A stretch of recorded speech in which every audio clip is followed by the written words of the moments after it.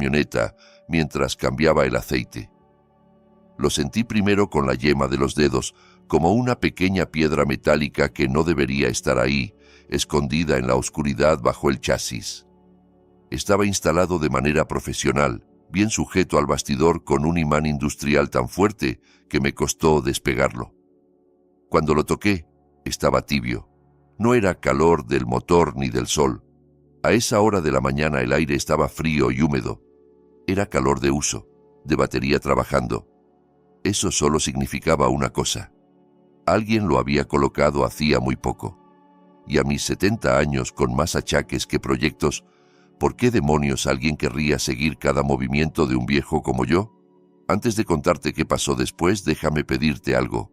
Antes de seguir escuchando esta historia, baja a los comentarios y dime desde qué país me estás viendo y qué hora es allá ahora mismo. De verdad quiero saber hasta dónde está llegando este relato y cuántas personas mayores como yo están abriendo los ojos a tiempo antes de que sea demasiado tarde. El cambio de aceite de los sábados por la mañana era mi pequeño ritual sagrado, casi un acto de rebeldía contra el tiempo. 40 años haciendo lo mismo, misma hora, mismos pasos, mismo olor a aceite viejo y metal caliente en el garaje, deslizar la plataforma con ruedas bajo mi vieja F-150, abrir el tapón del cárter, ver caer el aceite usado como una cinta negra, cambiar el filtro, rellenar con aceite nuevo. Mis articulaciones se quejaban más que antes, las rodillas crujían cuando me agachaba y la espalda protestaba al enderezarme, pero todavía podía hacer el trabajo yo mismo. Siempre había sido así, y en mi cabeza, mientras pudiera seguir cambiando el aceite con estas manos, seguiría siendo el mismo hombre que fue durante décadas. Útil, capaz, dueño de su propia vida. Aquella mañana todo era rutina, hasta que mi mano tocó algo que no debería estar ahí. Me detuve de golpe, como si hubiera agarrado una serpiente. Volví a palpar la parte baja de la camioneta, esta vez más despacio, con la atención de un cirujano. Mis dedos toparon con un objeto metálico, liso y ajeno. Claramente no formaba parte del vehículo. No tenía la textura ni la forma de ningún componente que yo conociera. Mi instinto de ingeniero mecánico, afilado a lo largo de 40 años, me dijo al instante que aquello era extraño. Me deslicé fuera. Respiré hondo, tomé la linterna de la caja de herramientas y volví a meterme debajo del camión con el corazón un poco más acelerado de lo normal. El haz de luz iluminó enseguida el intruso. Una cajita negra, del tamaño aproximado de una baraja de cartas, pegada al bastidor con un imán poderoso. Un pequeño LED parpadeaba en rojo en la oscuridad, como un ojo diminuto vigilándome. La carcasa era robusta, sin logos visibles, con un acabado que delataba calidad. No era un juguetito barato de tienda de electrónica. Fui ingeniero mecánico durante 4 décadas antes de jubilarme. He visto todo tipo de dispositivos, desde sensores rudimentarios hasta equipos de control industrial, y reconozco la buena ingeniería cuando la tengo delante. Aquel rastreador costaba fácil $300 o $400, y seguía caliente, no por el sol, apenas estábamos a unos 15 grados en pleno octubre en el norte, sino por el uso reciente. Eso significaba que alguien lo había instalado hacía muy poco, muy poco. No lo arranqué de golpe. Eso habría sido una estupidez digna de los videos de gente imprudente en Internet. En vez de eso, hice lo que había aprendido en toda una vida de diagnósticos, documentar antes de tocar. Saqué el móvil del bolsillo, enfoqué con la linterna y tomé fotos desde todos los ángulos. Primer plano del número de serie grabado en un lateral, tomas más abiertas mostrando exactamente dónde estaba montado en el chasis, cerciorándome de que se viera el entorno para poder ubicarlo después. Lo fotografié como si fuera una avería en una máquina industrial que iba a mandar a análisis. Luego cogí una toalla de papel del banco de trabajo, limpié cuidadosamente cualquier huella mía del dispositivo y entonces, sí, lo desprendí con delicadeza. El imán se soltó con un clic suave pero firme. Lo metí en una bolsa hermética, sellé el cierre y me lo llevé a la casa, dejando el cambio de aceite a medias sobre el suelo del garaje. algo que no hacía nunca. Sentado en la mesa de la cocina, con el sol de la mañana entrando por la ventana y el olor a café viejo en el aire, miré el aparato a través del plástico como si fuera una bomba. Tenía que ser un rastreador GPS, no había otra. No tenía botones, ni pantalla, solo ese LED que respiraba rojo cada pocos segundos. La pregunta real no era qué era, sino quién y por qué. ¿Quién le pondría un rastreador al camión de un hombre de 70 años que apenas salía del rancho una vez a la semana para ir al pueblo? Repasé mentalmente la lista de personas que habían estado en mi garaje esa semana. Solo 3. José, mi vecino de 2 parcelas más abajo, 75 años, que apenas sabía usar su viejo celular con tapa y que todavía marcaba números con el dedo índice como si fuera un teléfono fijo. Ni de broma José podría instalar algo así. El repartidor de gas que había llenado el tanque el lunes, un joven que no conocía de nada, que llegó, hizo su trabajo y se marchó sin siquiera mirar mi camioneta, y Diego, mi hijo, que había pasado el martes por la tarde, según él, para revisar los caballos del rancho. Me recosté en la silla, con la bolsa del rastreador entre las manos. Diego había pasado 15 minutos solo en el garaje. Dijo que estaba revisando la presión de las llantas de mi camioneta, muy servicial, asegurándose de que el vehículo del viejo estuviera en buen estado. Sonaba bonito, pero había un problema. A Diego nunca le habían importado los caballos en 35 años, ni una sola vez, y revisar la presión de las llantas no lleva un cuarto de hora. Además, no recordaba haberle visto mancharse las manos de grasa ese día. Mi mente de ingeniero empezó a encajar piezas con la frialdad con la que uno revisa un plano. El calor del dispositivo significaba que estaba activo, transmitiendo. Alguien seguía mis movimientos en tiempo real. Alguien con acceso físico a mi camioneta y que sabía lo bastante de vehículos como para instalar algo así sin dejar nada evidente a simple vista. Miré la pantalla del teléfono donde el nombre de Diego figuraba en la lista de contactos como hijo. Mi pulgar flotó sobre el icono de llamada, pero me contuve. En 40 años resolviendo problemas mecánicos aprendí algo importante. Nunca saltar a conclusiones sin datos. El metal no miente, las emociones sí. Primero se pone a prueba la hipótesis, se observa el sistema, se ve que se rompe cuando aplicas presión. Así que cerré los ojos, respiré hondo y decidí que, por dura que fuera la sospecha, iba a tratarla como cualquier falla, con método. Abrí el cajón del pequeño escritorio de la cocina y dejé dentro la bolsa con el rastreador, empujándola hasta el fondo. La camioneta se quedaría en el garaje. No conduciría a ningún lado en los próximos días. Y entonces esperaría a ver quién empezaba a hacer preguntas. Si alguien me estaba rastreando, se iba a confundir mucho al ver que, de repente, había dejado de moverme. Cerré el cajón y miré por la ventana hacia el rancho silencioso. 3 personas tenían llaves de mi garaje y solo una sabía lo suficiente de vehículos como para instalar un rastreador así sin dejar rastro. Mi hijo. Aún así, no llamé a Diego. No lo confronté. Vivimos engañándonos pensando que el amor justifica mirar hacia otro lado, pero el amor sin verdad solo es ceguera. Hice lo que había aprendido en tantos años de ingeniería, probar la hipótesis antes de sacar conclusiones. El domingo amaneció tranquilo, di de comer a los caballos, arreglé un trozo de cerca, limpié el establo. Trabajo normal de fin de semana. La F-150 se quedó quieta en el garaje, durmiendo bajo su capa de polvo. El rastreador descansó en el cajón de mi escritorio como si nada. Mi teléfono no sonó ni una sola vez. Nadie parecía preocupado porque yo no me moviera. El lunes decidí mantenerme cerca de la casa a propósito. Reparé la barandilla del porche, ordené el cobertizo de herramientas, saqué cajas viejas de la época en que mi esposa todavía vivía y terminé cocinando una olla grande de chili que me duraría toda la semana. El olor a carne, frijoles y comino llenó la cocina, mezclándose con la ansiedad que crecía en mi pecho. Seguía sin tener motivo para conducir a ningún sitio, así que la camioneta no se movió ni un centímetro. A las 2 de la tarde, mientras limpiaba la encimera, el teléfono vibró. Era Diego. «Hola, papá. Solo estaba viendo cómo estabas», dijo con ese tono casual que usa la gente cuando intenta sonar relajada y no lo está. «Estoy bien», respondí, secándome las manos en un trapo. «Aquí, en casa, como siempre». «Ah, bueno, no es por nada. Es que hace rato que no sabía de ti. ¿La camioneta te está andando bien?» Ahí estaba. No preguntó cómo me sentía, ni si me dolía la espalda o si necesitaba algo del pueblo. Preguntó por la camioneta. «En realidad estoy teniendo un problema con la transmisión», mentí sin pestañear.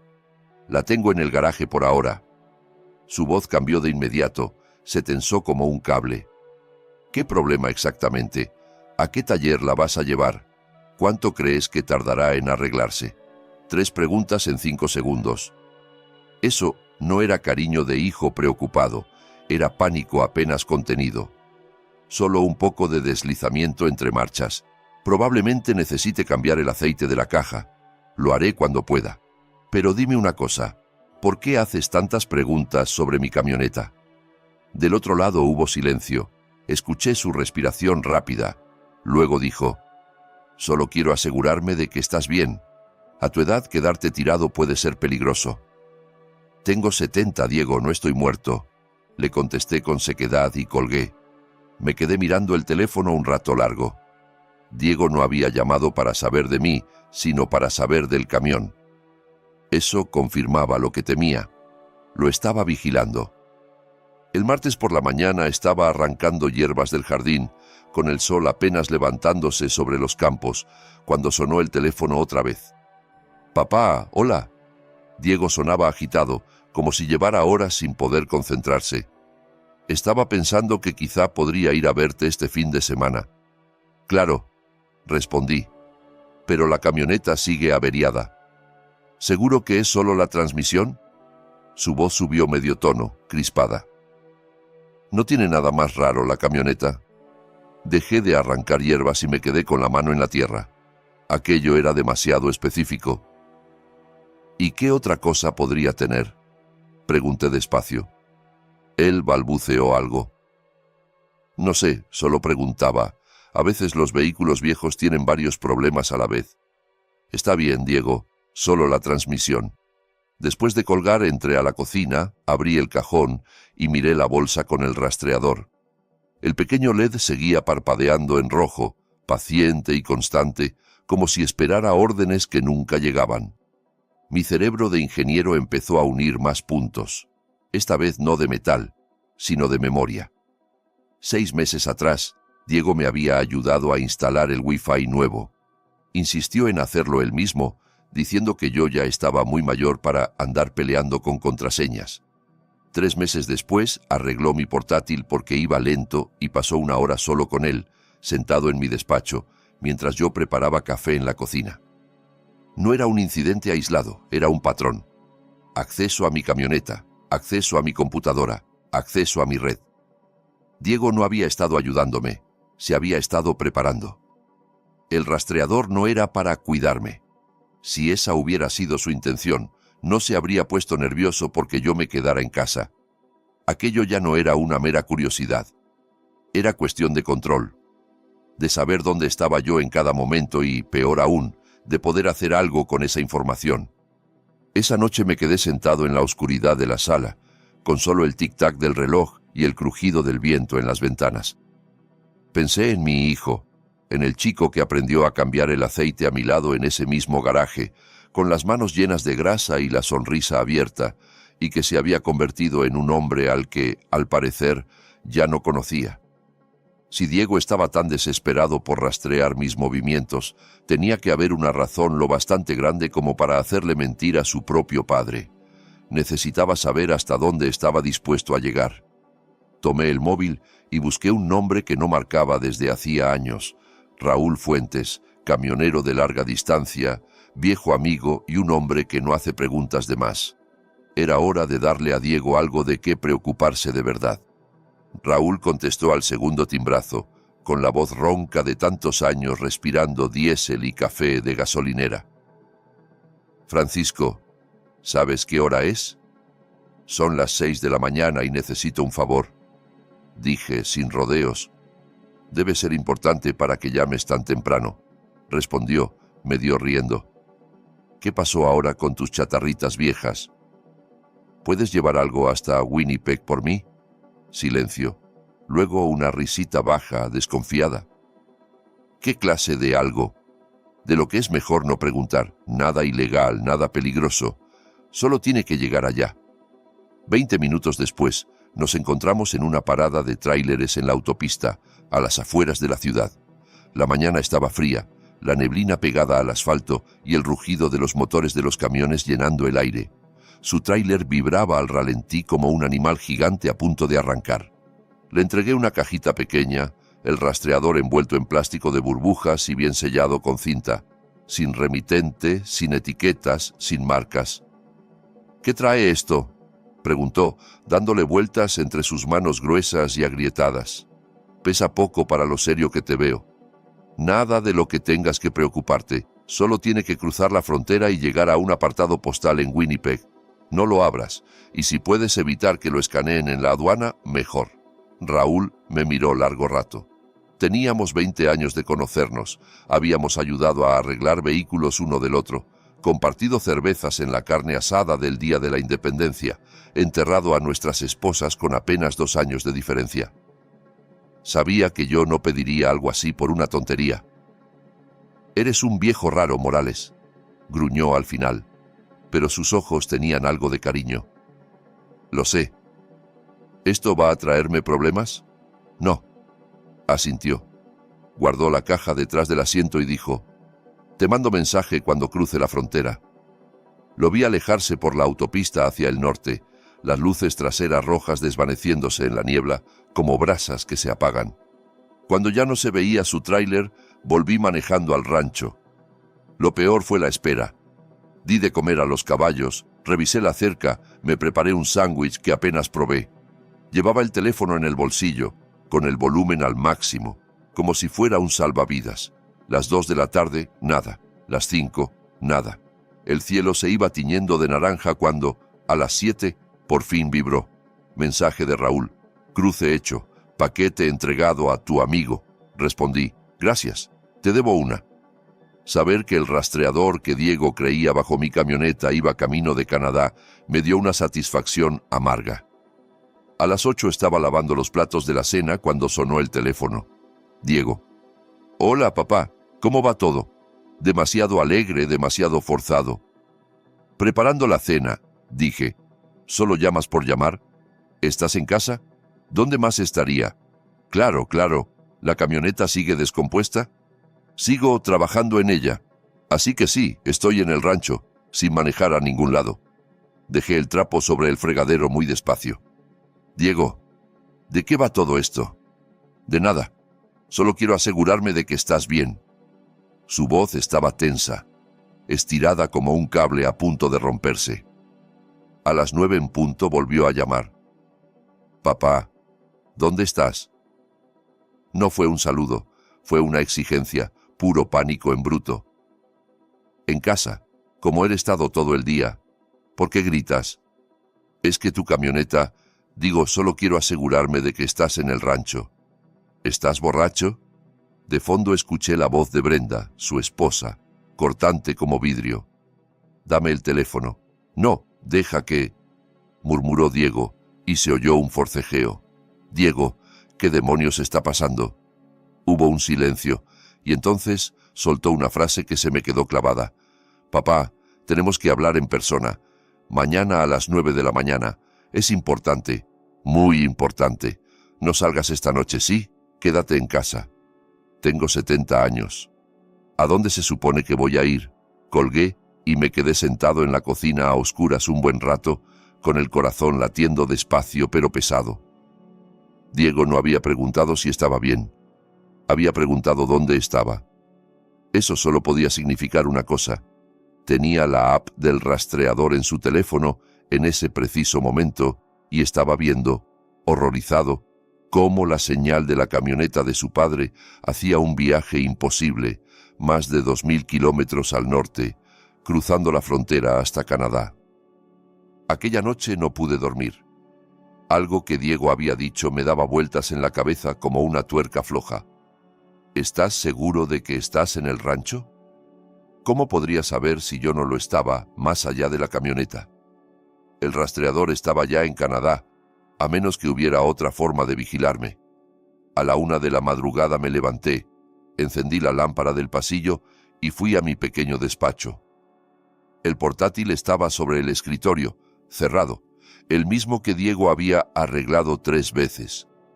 Recordé su insistencia en instalar el Wi-Fi él mismo, su manía de decir que los viejos ya no entendemos la tecnología moderna. Abrí el portátil, esperé a que arrancara y con el estómago encogido, abrí el administrador de tareas, función que, irónicamente, él mismo me había enseñado a usar años atrás. Revisé los procesos en ejecución uno por uno, deslizando el cursor con calma forzada. La mayoría me sonaban, servicios del sistema, programas conocidos, cosas que había instalado yo mismo. Pero uno destacaba como un tornillo brillante en un motor polvoriento. Remote Access Service.exe. Me quedé mirándolo un minuto entero, con la sensación de que el aire del despacho se iba volviendo más denso. Estuve a punto de buscarlo en internet desde el propio portátil, pero me detuve. Si alguien estaba viendo mi pantalla en ese momento, sabría que lo había descubierto. Cerré todo, saqué el móvil del bolsillo y busqué desde ahí, sentado en la oscuridad con la pantalla iluminándome la cara. Los resultados hicieron que me temblaran las manos. Software de acceso remoto, herramientas para que alguien vea tu pantalla, entre a tus archivos y controle tu computadora desde cualquier lugar del mundo. Entré de nuevo al administrador de tareas y revisé la fecha de instalación. 6 meses atrás, el mismo día que Diego me ayudó con el Wi-Fi. Fui más lejos, abrí los registros de acceso a archivos con cuidado como si tocara una herida abierta, documentos bancarios, papeles legales, correos electrónicos, la escritura del rancho, todos consultados en momentos en que yo no estaba en casa, horarios absurdos en que el portátil estaba, según yo, apagado sobre el escritorio. Alguien había estado leyendo todo, mis cuentas, mis contraseñas, toda mi vida financiera. Lo primero que quise fue desinstalar ese programa de inmediato, arrancarlo de raíz como se arranca un pestillo oxidado. Pero si Diego estaba al otro lado, se enteraría en el acto de que lo había descubierto. Era mejor dejarlo, hacerle creer que aún tenía acceso, como dejarle pensar que el rastreador seguía bajo la camioneta. Cerré el portátil con cuidado y me quedé sentado en la oscuridad, con el corazón golpeando en el pecho. Rastreador más spyware, ubicación y finanzas. ¿Por qué mi propio hijo necesitaría ambas cosas? A las 2 de la mañana crucé el campo hasta la casa de José, con la linterna apuntando al suelo y el frío clavándose en las manos. Toqué suave en su puerta. José salió en bata, entrecerrando los ojos, con el cabello blanco revuelto.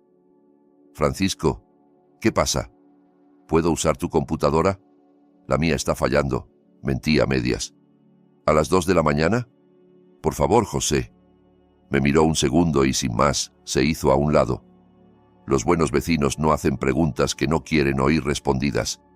Me senté frente a su viejo ordenador de escritorio, que tardó una eternidad en arrancar, y empecé a buscar. Software de acceso remoto delito. Leyes federales sobre delitos informáticos. Penas por fraude informático.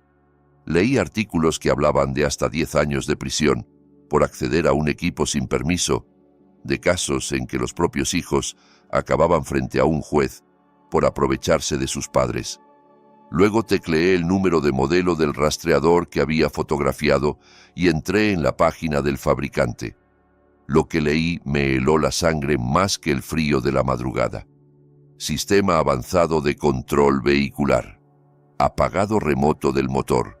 Control de frenos. Integración completa con la unidad de control electrónico. No era solo un GPS, era un arma. Busqué apagado remoto del motor en marcha y encontré videos. En uno, un coche circulaba a 100 km/h por una pista de pruebas. De pronto el motor se cortaba, los frenos se bloqueaban y el vehículo perdía el control hasta estrellarse contra las barreras. No pude acabar de verlo. Apagué la pantalla y me eché hacia atrás en la silla, entumecido. Diego no solo me estaba vigilando, había instalado un interruptor de muerte en mi camioneta. Podía matarme con un botón en su teléfono mientras yo conducía al pueblo o a la ciudad. Le di las gracias a José con voz ronca y regresé a casa caminando bajo la oscuridad fría del norte, sintiendo por primera vez que mis propios pasos podían estar contados. A las 6 de la mañana del jueves, después de una noche prácticamente en vela, hice 2 llamadas. La primera a Roberto Medina, el abogado que había tramitado el testamento de mi esposa 10 años atrás, un hombre serio, de pocas palabras y mucha paciencia conmigo. La segunda a Carlos Moreno, dueño del taller mecánico donde había llevado durante años mis vehículos cuando algo se escapaba a mis manos. Para el mediodía sabría si solo estaba paranoico o si Diego realmente intentaba matarme. El despacho de Roberto quedaba en el centro, en el tercer piso de un edificio de ladrillo antiguo con escaleras que crujían a cada paso. Llegué a las 9 con una memoria USB en el bolsillo llena de capturas de pantalla desde la computadora de José, fotos del rastreador y evidencia del spyware. Roberto se puso de pie al verme, ya con preocupación en la cara antes de que yo dijera nada. «Francisco, ¿qué ocurre?» Le entregué la memoria sin rodeos. La conectó a su computadora y empezó a revisar los archivos, desplazando las imágenes una tras otra. Su expresión se fue ensombreciendo con cada foto. El programa de acceso remoto, las fechas de acceso a mis documentos, el rastreador con su número de modelo. «Esto es vigilancia sin consentimiento», dijo finalmente. «Dependiendo de cómo se use, puede ser un delito grave». «¿Hay algo más que pueda haber hecho con esto?», pregunté. «Con ese acceso podría haber descargado documentos, imitado tu firma, iniciado trámites sin que lo supieras», respondió. «¿Hay algo que te preocupe en específico?». Respiré hondo. «Creo que alguien intentó presentar un poder notarial duradero a mi nombre», dije al fin. Sus dedos se detuvieron sobre el teclado. «¿Lo crees o lo sabes? Necesito que lo compruebes». Se giró hacia la pantalla, entró en los registros del Estado y empezó a teclear con rapidez. Tras 5 largos minutos, me miró muy serio. «Francisco, siéntate». Ya estaba sentado, pero entendí el mensaje. «Hace 2 semanas alguien presentó un poder notarial duradero con tu firma. La notaría lo marcó como sospechoso. La identificación no cuadraba. Intenté llamarte, pero estabas en la cabaña de pesca, 4 días sin señal». Asintió, giró la pantalla hacia mí. La firma parecía mía en un 95%, casi perfecta, hecha quizá a partir de un escaneo antiguo. «Si esto hubiese pasado, Diego tendría control legal sobre todo», explicó con voz grave. «Tu rancho, tu pensión, tus decisiones médicas, todo. ¿Cómo consiguió mi firma?» «Con el spyware, pudo escanear documentos antiguos y manipular la imagen», dijo señalando la captura de la pantalla. «Y hay más». Sacó otro archivo del cajón. «Hace 3 días, alguien usó tu propiedad como aval para un préstamo. Sentí que el suelo se inclinaba bajo mis botas. Eso es imposible. El rancho está pagado desde hace 12 años. Lo sé. La empresa de títulos lo detectó y me llamó. Alguien falsificó tu firma en una solicitud de préstamo por $340.000. La cifra me golpeó como un puñetazo en el estómago. ¿Quién presta tanto así? No es un banco serio, es una especie de prestamista disfrazado de empresa de inversión. Intereses altísimos y métodos de cobro violentos. Cuando la gente no paga». No terminó la frase, pero no hizo falta. «Diego les debe ese dinero», dije en voz baja, sintiendo cómo el nombre pesaba más que nunca. Roberto asintió despacio. «Mucho dinero. Y usó tu rancho sin que lo supieras. Si hubiera conseguido primero el poder notarial, habría sido completamente legal». A las 11 me presenté en el taller de Carlos con las fotos del rastreador todavía abiertas en el móvil. El olor a aceite, metal caliente y goma quemada llenaba el aire como siempre. Carlos miró la imagen y se puso serio al instante. Pocas veces le había visto borrar la sonrisa tan rápido. «¿Dónde encontraste esto?». pegado debajo de mi F-150. Me llevó a su pequeña oficina al fondo, donde el ruido de los motores llegaba amortiguado, y escribió el número de modelo en su computadora. Se inclinó hacia la pantalla, leyó y chasqueó la lengua. «Francisco, esto no es solo GPS», explicó. «Es un dispositivo con kill switch. Se conecta a la computadora del motor, puede cortar el combustible, bloquear frenos, apagar el vehículo en marcha». Me mostró un video parecido al que yo ya había visto en casa de José, un coche a alta velocidad que de pronto se convertía en una bala sin control. Si esto se activa en carretera, el conductor no la cuenta. ¿Puedes rastrear quién lo compró? No. Se venden en la parte oscura de Internet. Son casi imposibles de rastrear. Pero quien lo instaló tuvo acceso físico a tu camioneta y sabía lo que hacía. Me miró fijamente, con una mezcla de pena y rabia. «Francisco, esto es un intento de homicidio. Tienes que ir a la policía». Volví a casa conduciendo despacio, revisando cada coche que aparecía en el retrovisor como si pudiera esconder algo más. La carretera de siempre se sentía distinta, cargada de amenazas invisibles. Diego tenía 340.000 razones para querer verme muerto. Tenía las herramientas para conseguirlo, y según Roberto, los prestamistas irían a cobrar en 2 semanas. Eso había sido 12 días atrás. Me quedaban 48 horas, como si hubiera empezado una cuenta regresiva silenciosa sin que yo lo supiera. Esa noche tampoco dormí casi nada. Me senté con una taza de café frío y un número escrito en una libreta que no marcaba desde hacía 15 años. Miguel Paredes, detective retirado, el único hombre en quien confiaba para investigar la vida de mi hijo sin juzgarme. A las 2 de la madrugada abrí mi cuaderno y tracé una línea de tiempo, como si estuviera analizando una falla compleja en una fábrica. 6 meses atrás, instalación del spyware. 2 semanas atrás, intento de poder notarial. 1 semana atrás, rastreador en la camioneta. 3 días atrás, solicitud del préstamo. El patrón era claro. Preparación creciente. Pasos calculados. Tomé el teléfono y marqué. Miguel contestó al tercer tono, con la voz espesa de sueño y años de casos a cuestas. «Esto más vale que sea importante», gruñó. «Son las 2 de la mañana». «Miguel, soy Francisco Morales». Silencio breve. Luego su voz se aclaró como si se hubiera enderezado en la cama. «Francisco, ¿qué pasa?» «Necesito que investigues a alguien, a mi hijo». Hubo una pausa larga, pesada. Miguel sabía que yo no le pediría eso si no estuviera desesperado. «¿Qué necesitas saber?» «Todo. Sus finanzas, a quién le debe, qué ha estado haciendo, y lo necesito para mañana». «Eso es mucho pedir. Te pagaré el triple de tu tarifa. No necesito tu dinero, Francisco. Si me llamas por tu hijo a las 2 de la mañana ya es bastante grave. Dame 4 horas». A las 6 sonó el teléfono, rompiendo el silencio gris del amanecer.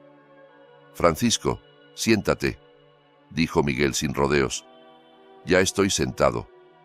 Tu hijo se está hundiendo. Pidió $340.000 a una firma llamada Apex Inversiones Globales.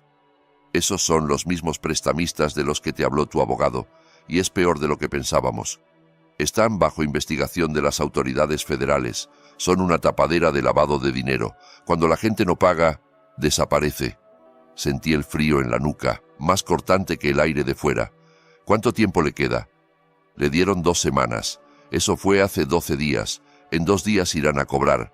Y se quedarán con el rancho contigo o sin ti dentro». Miguel hizo otra pausa como midiendo las palabras. «Tu hijo, Francisco, básicamente te vendió a gente muy peligrosa». «¿Por qué pediría tanto dinero?» «Apuestas, póker en línea, criptomonedas, negocios que salieron mal. Lo perdió todo. Y encima las cuentas médicas de Brenda, operaciones estéticas que el seguro no quiso cubrir. Se están ahogando». Lo escuché respirar al otro lado, cansado. «En vez de pedirte ayuda, decidieron quitártelo». Miguel carraspeó. «Hay algo más. Según mi contacto dentro de Apex, ayer mandaron a alguien a evaluar tu rancho como aval. Alguien ha estado observando tu propiedad, tomando fotos desde la carretera, asegurándose de que vale esos 340.000. Miré por la ventana. El rancho se veía tranquilo, los caballos pastando, el viento moviendo la hierba, pero ya no lo sentía seguro. Francisco, necesitas protección. Esa gente no negocia. ¿Qué hacen normalmente? Suelen liberar el aval eliminando obstáculos, respondió con voz plana. Y el obstáculo soy yo. Sí, en 2 días, si Diego no paga, vendrán por ti. Y no solo para pedirte que firmes papeles. ¿Qué hago? Llamar a las autoridades federales, a la policía local, pedir protección. ¿O puedo darles lo que quieren? Dije mirando el cuaderno donde había anotado rastreador, spyware y préstamo. ¿Te refieres a Diego? Con pruebas, con una confesión, con todo. Francisco, esa gente quiere el rancho. Pero si Diego cae detenido con todo el fraude descubierto, el aval se vuelve inválido, el préstamo queda al descubierto y Apex entra en problemas serios. Podrían perderlo todo. Estoy hablando de detener a mi hijo antes de que me mate. Miguel suspiró hondo. Me dio 2 números, uno de la oficina federal y otro de una casa segura por si decidía huir. Los apunté, le di las gracias y colgué. Me quedé mirando esos números un largo rato. Al amanecer ya había tomado una decisión. No iba a huir, iba a pelear. El viernes por la mañana fui de compras, pero no por comida ni por pienso para los animales. A las 8 iba conduciendo hacia la ciudad con un objetivo claro. Cámaras, una grabadora y un portátil barato que nadie, excepto yo, pudiera tocar. Evité los pueblos pequeños. En sitios así las habladurías vuelan más rápido que el viento y no podía permitirme curiosos. En una tienda de electrónica recién abierta en la zona comercial, un chico con chaleco de la empresa se acercó al verme en el pasillo de seguridad. ¿Va a montar un sistema, señor? Algo así, respondí fingiendo desinterés. Necesito cámaras pequeñas de interior que se conecten a un portátil, nada más. Salí de allí pagando en efectivo 4 cámaras discretas y un portátil sencillo, sin suscripciones en la nube ni cuentas vinculadas a mi nombre. De vuelta en el rancho, instalé las cámaras con calma durante 3 horas, midiendo ángulos como si montara sensores en una línea de producción. La primera la escondí en la sala, entre los viejos libros de mi esposa, donde nadie miraba ya. La segunda fue detrás del reloj de pared de la cocina, con vista directa a la mesa donde siempre nos sentábamos a hablar. La tercera dentro de una casita de pájaros de madera con vista al porche, apuntando hacia la entrada. La cuarta la puse detrás de una foto enmarcada de mi mujer sobre el escritorio de mi despacho, como si ella misma fuera a presenciar lo que estaba por pasar. Conecté las 4 al portátil nuevo. El otro, el infectado por Diego, quedó cerrado y quieto, como un animal dormido al que no conviene molestar. Revisé cada ángulo varias veces. No quedaba ni un solo punto ciego importante. A la 1 de la tarde llamé a Tomás Reyes, un abogado penalista al que conocía de años atrás por un caso de un vecino. Tomás, si grabo a mi hijo admitiendo lo que hizo, ¿sirve como prueba? En nuestro estado basta con que una de las partes sepa que la conversación se graba, explicó Tomás con voz cansada pero firme. Es decir, tú. Necesitas que diga 3 cosas y a ser posible de forma clara, que instaló el rastreador, que sabía lo que ese aparato podía hacer y que tenía intención de usar tu propiedad como aval sin tu consentimiento. Con eso hay fraude, intento de homicidio y explotación de persona mayor. Anoté los 3 puntos en mi cuaderno, la mano algo temblorosa. No era la lista de un padre, era la lista de un testigo contra su propio hijo. A las 2 marqué el número que me había dado Miguel. Oficina Federal de Investigaciones, habla la agente Martínez, respondió una voz femenina, profesional. Mi nombre es Francisco Morales, dije. Mi hijo está intentando matarme y está ligado a una empresa llamada Apex Inversiones Globales. Hubo una pausa cargada. Señor Morales, ¿cómo sabe usted de Apex? Porque tienen un préstamo fraudulento a mi nombre. Mi hijo usó mi rancho como aval. ¿Puede venir a la oficina?, preguntó ella. No puedo, respondí. Pero usted puede venir aquí. Mañana por la mañana tendré una confesión grabada. ¿Puede enviar agentes a mi rancho el sábado a las 10?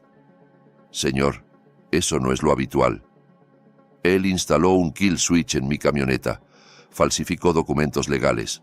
Los prestamistas vendrán por mí en 2 días.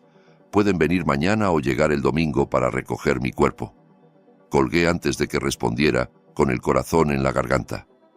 El teléfono sonó de inmediato. «Señor Morales», dijo la agente Martínez. «Necesito que me cuente todo con detalle». Durante media hora le relaté todo. El rastreador, el spyware, las firmas falsificadas, el préstamo, la cronología que había dibujado en mi cuaderno. Cuando terminé, respondió: «Enviaré a 2 agentes. Permanecerán escondidos, pero si la situación se vuelve peligrosa». «No lo hará», la interrumpí. «Es mi hijo. Aún quiero verlo a los ojos». A las 4 de la tarde practiqué mis preguntas frente al espejo del baño, sintiéndome más juez que padre. Suaves al principio, recordándole momentos compartidos, apretando cada vez más hasta dejar la verdad sin salida. A las 6 llamé a Diego. «Mañana a las 9 de la mañana, aquí en el rancho, solo tú y yo», le dije. «Es sobre lo que has hecho». Su voz tembló. «¿De qué hablas, papá?» «De lo que has hecho», repetí, y colgué sin dejarle espacio para excusas. Esa noche tampoco dormí. Me quedé viendo las 4 cámaras en la pantalla del portátil, observando el rancho inmóvil, la cocina vacía, la sala silenciosa, el porche bajo las estrellas. El latido de mi propio corazón marcaba el paso del tiempo. Al día siguiente, mi hijo tendría que enfrentarse a lo que se había convertido, y yo tendría que enfrentarme a lo que estaba dispuesto a hacer para seguir vivo. A las 8:55 del sábado, oí su camioneta crujir sobre la grava, un sonido que conocía desde hacía años, pero que ahora me hizo apretar los dientes. Revisé las cámaras por última vez. La agente Martínez y el agente Herrera ya estaban escondidos en la cocina, fuera del campo de visión, preparados para entrar cuando yo diera la señal. Me levanté, respiré hondo y caminé hasta la puerta con pasos más lentos de lo normal, sintiendo el peso de los 70 años y de la decisión que iba a tomar. Diego llamó 3 veces, suave, indeciso, igual que cuando era niño y rompía algo por accidente. Brenda estaba a su lado, con un abrigo caro y el gesto tenso, aunque yo no la había invitado. Debería haber imaginado que aparecería. Abrí la puerta. «Te dije que vinieras solo», le recordé a Diego sin apartar la mirada de su rostro pálido. «Es asunto de familia», intervino Brenda alzando la barbilla como un escudo. «Yo debo estar aquí». Me hice a un lado y los dejé entrar. Se sentaron en el sofá, pareja en apariencia unida, pero con el cuerpo rígido. Yo ocupé el sillón frente a ellos. Las cámaras lo captaban todo desde distintos ángulos. Podía sentir la presencia de los agentes tras la pared, como una sombra silenciosa. «¿Quieren café?», pregunté, más por costumbre que por cortesía. «No», respondió Diego con la voz quebrada. «Papá, ¿de qué va todo esto?». Brenda lo miraba de reojo tratando de medir su reacción. «Encontré algo debajo de mi camioneta», dije dejando que las palabras se quedaran flotando. «Un rastreador GPS, instalado de forma profesional, alguien que sabe de vehículos». El silencio fue total. Diego se quedó blanco. La mano de Brenda se aferró al bolso como si dentro tuviera una salida. «Tú aprendiste a cambiar el aceite conmigo cuando tenías 16, seguí. «Has estado debajo de esa F-150 muchas veces». Brenda intentó tomar el control. «Francisco, ¿por qué crees que Diego...?» «Por $340,000, la corté». «Por eso». Diego hizo un sonido ahogado, como si el aire se le hubiera escapado de golpe. «Le debes ese dinero a Apex Inversiones Globales», añadí. «No ustedes, tú». «Papá, ¿cómo...?» Su voz se quebró. Brenda le dio codazo con fuerza en las costillas, como advirtiéndole que se callara. «Lo sé todo», dije con calma que no sentía. «El spyware en mi portátil, el intento de poder notarial, el préstamo con mi rancho como aval, las visitas a la notaría, las fechas, todo».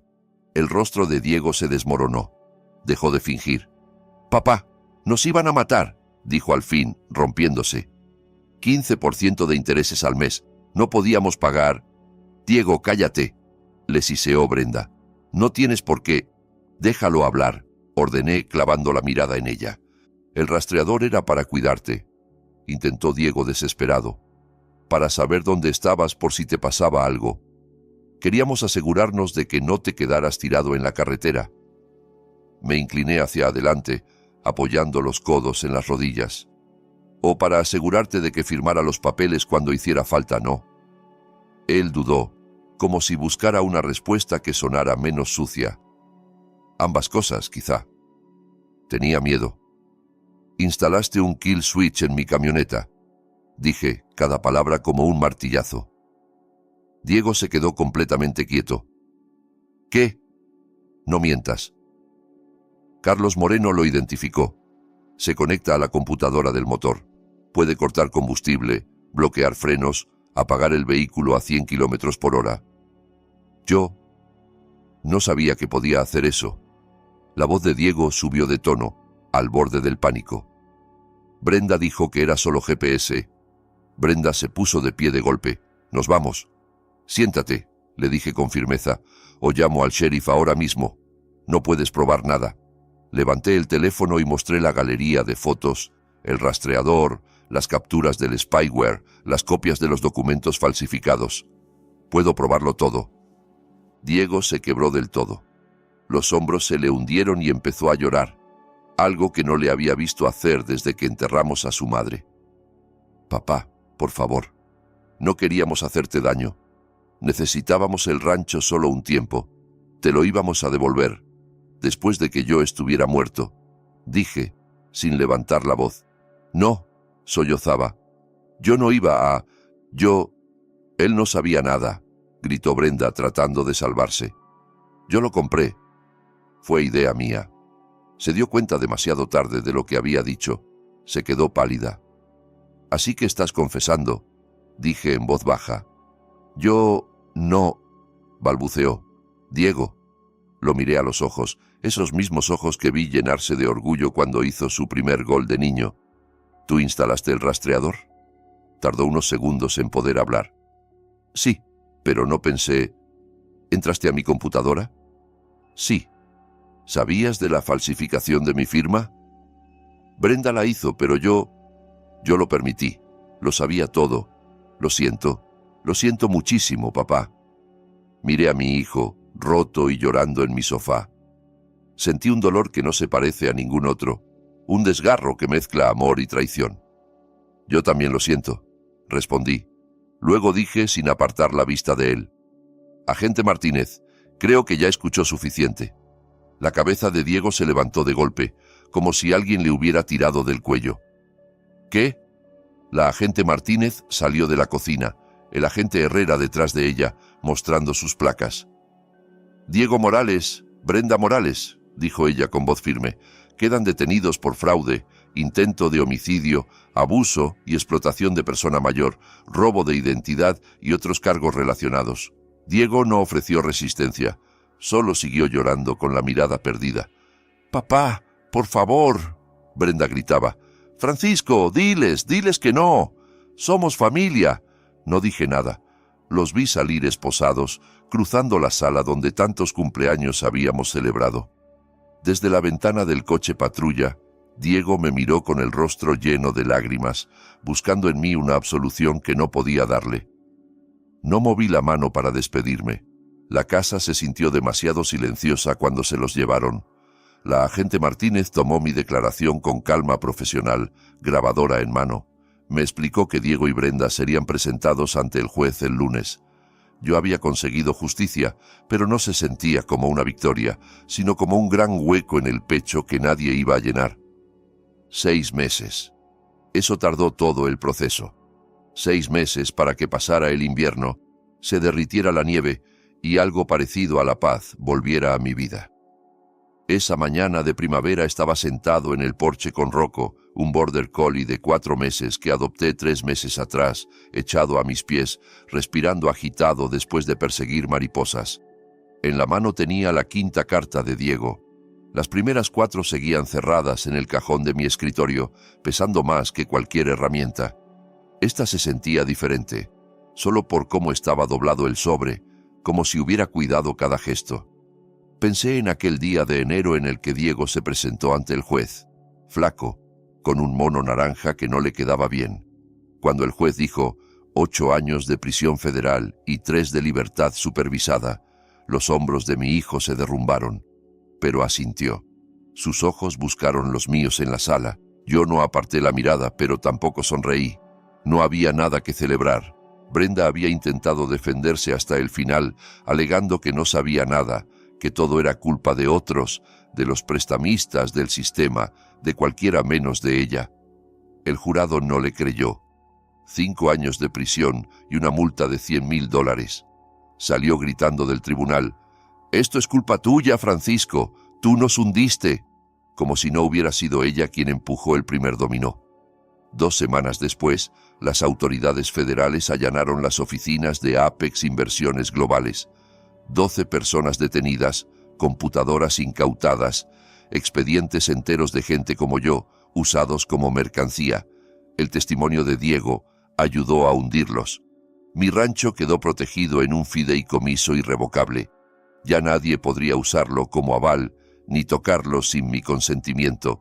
Ni siquiera yo podría venderlo de la noche a la mañana en un arranque de locura. Rocco ladró a una mariposa que pasaba y sonreí por primera vez en mucho tiempo. La vida empezaba a tener ritmo de nuevo. José venía 2 veces por semana a platicar y jugar dominó. Roberto se encargaba del papeleo. Las pesadillas casi habían desaparecido. Ya no revisaba debajo de mi camioneta antes de salir, aunque a veces mi mano se iba sola hacia el bastidor, por costumbre. Me uní a un grupo de apoyo para víctimas de abuso a personas mayores. Allí conocí historias que hacían que la mía pareciera casi suave. Hijos que vaciaron cuentas bancarias, sobrinos que se quedaron con casas, cuidadores que convencían a ancianos de cambiar testamentos. Empecé a dar charlas en centros de día sobre señales de alerta, visitas demasiado amables, firmas que te ponen delante sin tiempo para leer, familiares que insisten en ayudarte con la tecnología, claves compartidas por tu bien. 3 familias se me acercaron después de distintas charlas. Sus historias se parecían demasiado a la mía. Les ayudé a ver el patrón, a documentar todo y a buscar un abogado de confianza. Ser útil nuevamente, en vez de sentirme solo una víctima, me devolvió algo de dignidad. Un día sonó el teléfono. Número desconocido. «Señor Morales, habla Guillermo Aguilar, le llamo desde otra ciudad. Encontré su contacto en un foro sobre abuso a mayores. Encontré algo debajo de mi coche, un rastreador GPS. Me faltan papeles importantes. Mi hija insiste en que le firme un poder notarial. Esa historia ya me la sabía de memoria». «Guillermo, no entres en pánico», le dije. «El miedo te paraliza y eso es justo lo que ellos quieren. Documenta todo, fotos del rastreador, fechas, quién entra y sale de tu casa, nombres. No firmes nada que no hayas leído tú mismo y que no te haya revisado un abogado. Habla con uno de confianza cuanto antes y revisa tu computadora por si le han instalado algo. ¿Por qué me ayuda? Usted no me conoce». Miré a Rocco, al rancho, al cielo abierto de ese mediodía. «Porque hace 6 meses yo estaba exactamente donde estás tú», respondí. Pensaba que estaba exagerando, que quizá me estaba volviendo paranoico. Y alguien me ayudó a entender que no estaba loco. Quiero hacer lo mismo por ti. Protegerte no es egoísmo, es supervivencia. Hablamos 10 minutos más. Le di el número de Roberto y el consejo que ojalá alguien me hubiera dado a mí un año antes. Confía en tu instinto antes que en las excusas de quien te quiere controlar. Cuando colgué, sentí el corazón un poco más ligero. Abrí por fin la carta de Diego. Su letra estaba temblorosa, como si la mano le hubiera pesado más que nunca.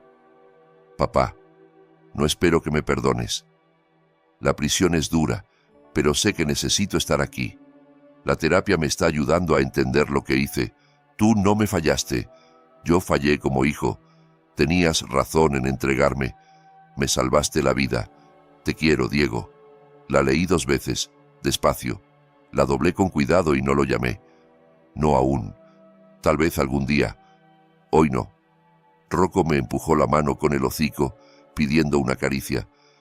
Por lo menos tú sí eres un compañero leal, le dije, rascándole la cabeza. El cielo del norte se extendía inmenso y azul.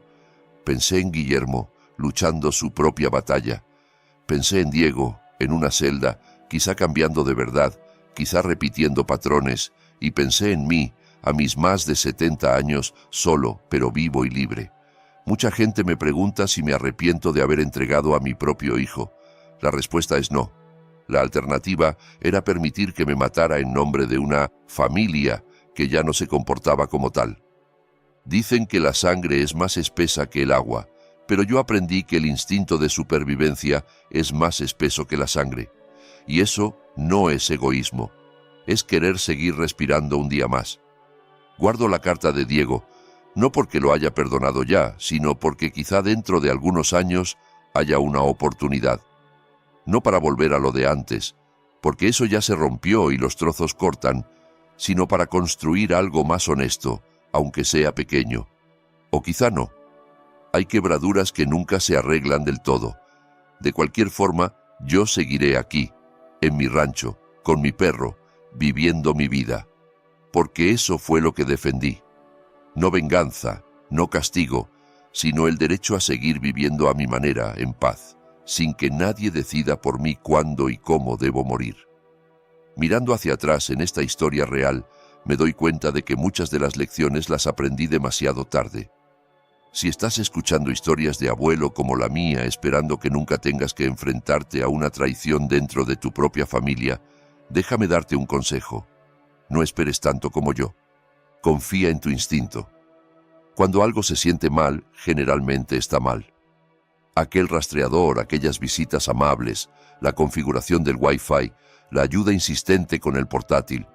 Mi intuición me gritaba que algo no cuadraba, pero yo no quería creer que mi hijo pudiera traicionarme. No ignores las señales de advertencia. Protégete primero. Algunos dirán que fui cruel al entregar a mi propia sangre, pero la Biblia dice en Proverbios, el prudente ve el peligro y se refugia, los incautos siguen adelante y sufren las consecuencias. Dios nos da sabiduría para sobrevivir. Cuidarse a uno mismo no es egoísmo. Cuando alguien está dispuesto a matarte, protegerte es obedecer esa prudencia. Si te pasa algo parecido, documenta todo. Capturas de pantalla, fotos, fechas, horas, nombres. La evidencia me salvó la vida. Sin pruebas, habría sido mi palabra contra la de Diego. Y en estos tiempos, la palabra de un viejo vale poco si no viene acompañada de papeles y registros. Esta historia real no es única.